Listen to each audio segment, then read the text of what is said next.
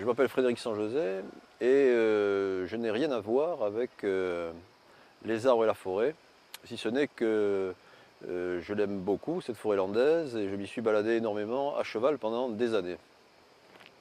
Alors aujourd'hui on est en plein milieu d'une parcelle qui appartient à Jacques Azra, où il y a des pins qui sont presque centenaires, qui ont été gémés par l'homme il y a une trentaine d'années. Et on a abattu des pins pour construire un bac à voile. Alors, un bac à voile, c'est un bateau traditionnel du bassin d'Arcachon, c'est un bateau qui servait aux ostréiculteurs autrefois pour transporter les huîtres, mais aussi pour amener les vaches de la Teste au Cap Ferret ou pour aller sur l'île aux Oiseaux avec différentes cargaisons. On transportait aussi du bois là-dessus, des billons, des poteaux de mine à une époque. Et alors le bac à voile, ça m'est venu très simplement, c'est que en faisant quelques régates sur le bassin d'Arcachon depuis de nombreuses années, surtout les fameuses 18 heures d'Arcachon,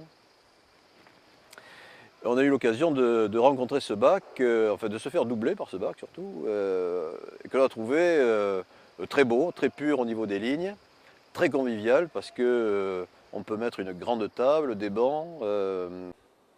Et j'ai été un petit peu surpris par les performances que pouvait avoir un gros bateau rustique en gros bois à peu près bien équarri,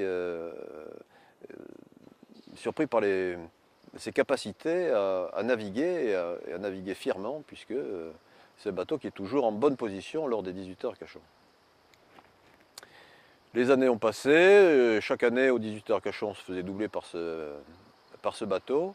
Et puis un jour, en parlant avec des amis, des copains, j'ai proposé de démarrer un bac à voile, de démarrer une construction.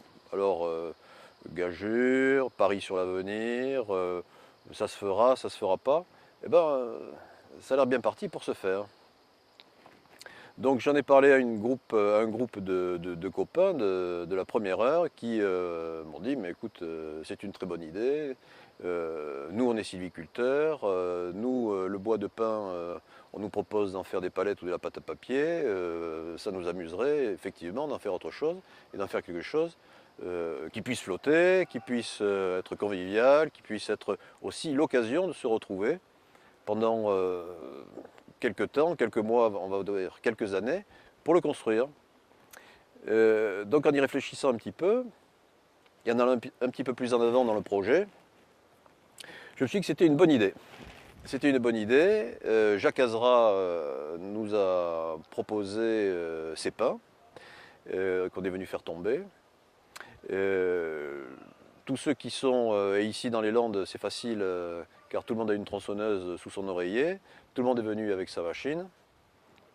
Et nous voilà aujourd'hui en train de débiter les pins, en faire des grosses planches qui nous serviront, après séchage, un séchage d'au moins 2 ans, à la construction de ce bateau.